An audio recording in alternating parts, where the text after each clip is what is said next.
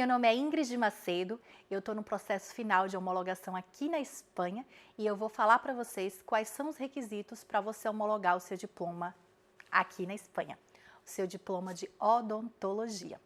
Claro que a maioria, né, tem uma lista de profissões que são regulamentadas aqui na Espanha, que você pode fazer essa homologação direta, e a odontologia está inclusa nessa lista, né, é considerado um profissional altamente qualificado. Os requisitos, eles são bem básicos, tá, gente? Inclusive, a gente teve, antes de falar sobre isso, né, eu queria falar a vocês também sobre a nova lei, né? Inclusive, é uma pergunta que muitas pessoas me fazem.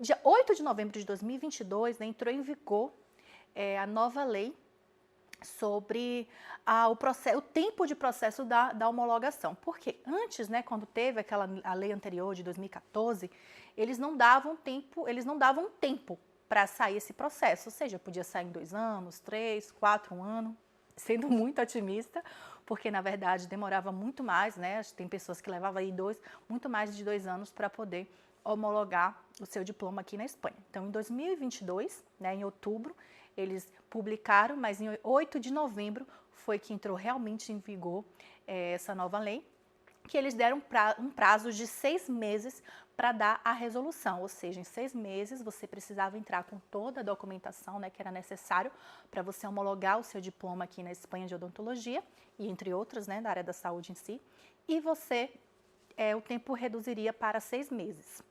Vamos lá! Antes de tudo, eu vou contar a vocês a minha experiência pessoal. Eu entrei no processo de homologação na lei antiga.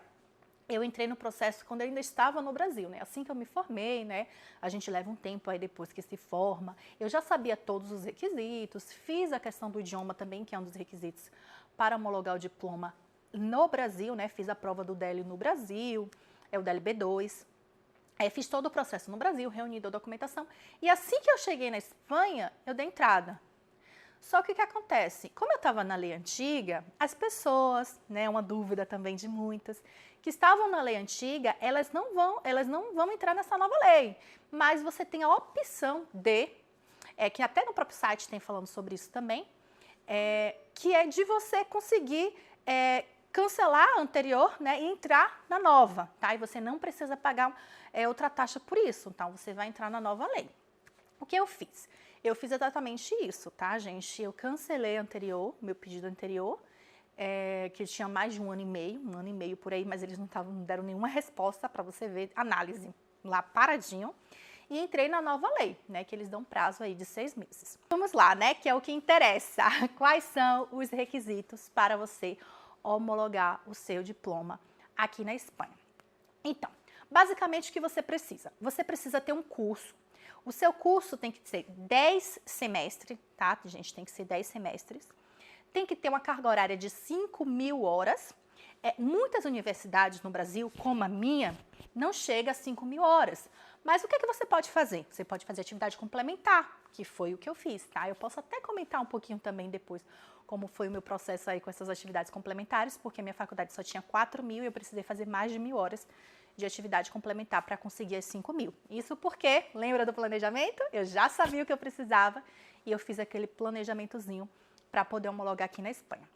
Outro requisito que você precisa é o DEL B2, tá? A gente precisa do nível avançado no espanhol.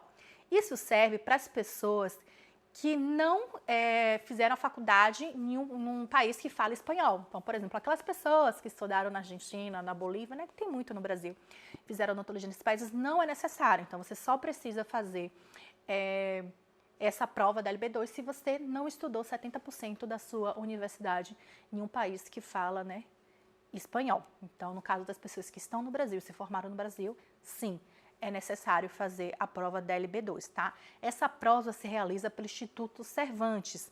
Então, tem várias unidades no Brasil, em alguns estados, e é uma prova que demora 3 meses para sair o resultado, então demora um pouquinho, né? E eu fiz um curso preparatório antes, eu fiz uns 5 meses de curso preparatório e foi ótimo, tá? Não é uma prova muito difícil, não, dá para fazer sim. Claro que a gente já tem que ter ali um conhecimento, porque você precisa saber ler, né, entender, fazer uma redação, então escrever, falar e compreender, né? Então aí tem alguns requisitozinhos para você fazer. E também tem truques, né, gente? Por isso que eu sempre indico fazer um preparatório antes. Eu sempre falo para todas as pessoas que me procuram, olha, faz aí uma prova preparatória antes para você se organizar, porque toda esse processo, eu posso até mostrar a vocês algumas provas anteriores e tal, fazer um outro vídeo sobre isso, né, para isso aqui não ficar extenso, de dicas, né, sobre o DLB2. E você vai fazendo, você vai vendo o relógio, contabilizando ali o tempo certinho para você não se passar, né, em uma ou outra, porque na verdade é mais técnica, tá? Então, se você fala espanhol e escreve, é técnica. Então, eu sempre aconselho dar uma estudada e fazer um curso preparatório antes. Inclusive, eu fiz até no próprio Instituto Cervantes, né? Então, acho que é melhor, bem melhor.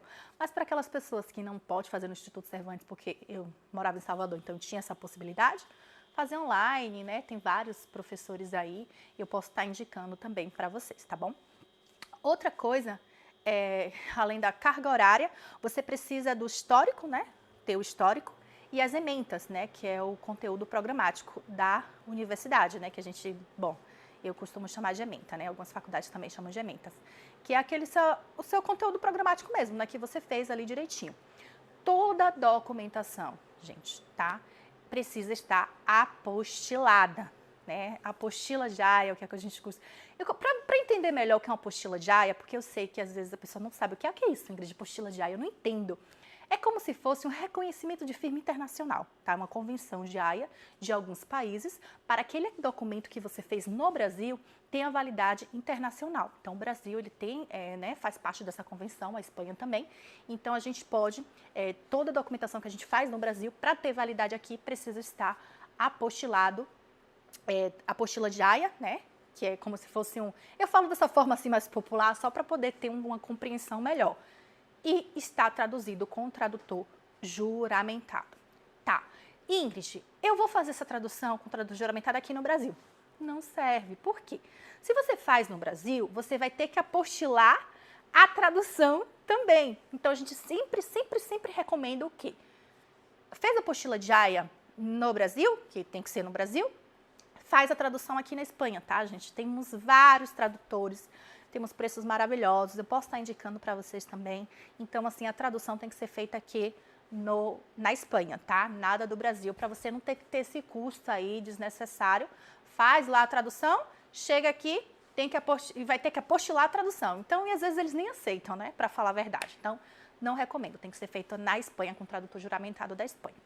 Para vocês terem noção, no Brasil, acho que só tem uma única pessoa que ela é realmente reconhecida como uma tradutora juramentada da Espanha. Os outros são tradutores, mas não são juramentados, tá? Então, assim, a gente recomenda sempre fazer a tradução aqui na Espanha. E claro, né, que é algo básico, mas eu também não poderia deixar de mencionar, que também é um dos requisitos, que é a sua identidade, tá? Você pode, a sua identidade, de preferência, seu passaporte válido, tá? Então, assim, você também precisa do passaporte válido. Então, recapitulando aqui, quais são os requisitos, Ingrid? O passaporte, né, que é a sua identidade, eu falo passaporte, que é o comum. Você precisa ter o seu histórico. Requisito, 5.000 horas de carga horária, 10 semestres. Você precisa ter as suas ementas, tá? O seu conteúdo programático, e também você precisa pagar uma taxa. Eu vou colocar aqui o valorzinho da taxa no vídeo, tá bom? E aí você, claro, vai entregar toda essa documentação de forma telemática. Uma outra coisa, depois da nova lei, o que aconteceu? Antigamente, a gente podia ir lá no Ministério, né? Lá no Ministério das Universidades, entregar essa documentação física. Hoje não. Todo o processo é feito de forma telemática, tá? Ou seja, você tem que mandar por uma plataforma, digitalizar todo o documento e encaminhar, né? E aí você vai ter o seu login, a sua senha, e você pode estar acompanhando. Qual é a minha dica? A minha dica é o que eu fiz, tá, gente? Eu paguei um profissional para fazer isso para mim. Por quê? Ai, é simples. Sim, aparentemente, mas são muitos detalhes, a gente não pode se passar em nada, tá? E o DLB2, tá, gente? Que também precisa, que eu acho que eu não comentei, não tinha comentado antes. Então, assim, você precisa ter o idioma, e como tudo está muito mais rápido, né, depois da vigência da lei agora em novembro de 2022, a gente não tem muito tempo, porque antigamente as pessoas davam entrada, porque eles eram tão lentos, demoravam tanto, que eles davam entrada, por exemplo, sem um documento, né? Eu vou dar entrada sem o meu DLB2, porque eu ainda estou esperando sair a resposta do Instituto Cervantes. Hoje em dia, não. A gente não recomenda, a gente recomenda realmente você só dar entrada com toda a documentação certinha, porque é muito rápido. Então, assim, 10 dias você já vai estar lá registrada, né? E se eles precisar de qualquer, por exemplo, precisou um requerimento. O que é um requerimento? Vai precisar ali que você aporte alguma documentação extra ou que você faltou documento. Aquele seu processo vai ficar parado, tá? E aí, de novo, você vai ter que aportar a documentação e vai começar a rodar novamente aqueles 6 meses. Então, assim, eu não recomendo dar entrada faltando nenhum documento, tá? E é sempre importante, como é uma coisa importante, que a nossa profissão, né, que a gente vai estar aqui, vai estar exercendo, que vai fazer realmente diferença na nossa vida, você fazer com um profissional capacitado, tá? Porque são muitos detalhes, é formulário, é uma taxa, é um documento, ou seja, qualquer coisinha que você coloca, até uma informaçãozinha errada, pode estar prejudicando o seu processo.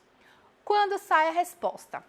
São 3 formas de sair a resposta. A primeira, né, que você foi aprovado, não precisa fazer nenhuma matéria. O outro, condicionado, que você vai precisar fazer uma matéria ou outra, ou denegado. O denegado, gente, é o que ninguém quer, né? Por quê? Outra coisa horrível, por isso que eu falo, gente, vamos procurar um profissional, não fazer de qualquer jeito, porque se sai denegado, você não pode mais entrar com pedido de homologação. Não pode. Vou entrar novamente. Não pode. Denegou, tá? Então, assim, é a pior das hipóteses, né? Por isso a gente recomenda você realmente fazer ali com um profissional capacitado. E aí, claro, você vai ir por outro caminho, vai seguir outra coisa, né? Vai tentar outra forma, mas a homologação em si você não vai poder fazer. Então, assim, muito obrigada por estar aí vendo o meu vídeo. E não vou deixar de saltar o meu bordão, né? Vai lá e faz acontecer.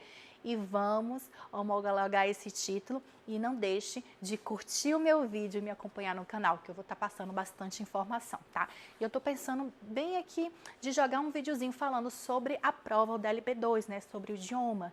E também passar algumas dicas. Eu posso até indicar algumas provas antigas, porque é uma forma de você estar se preparando também para o idioma.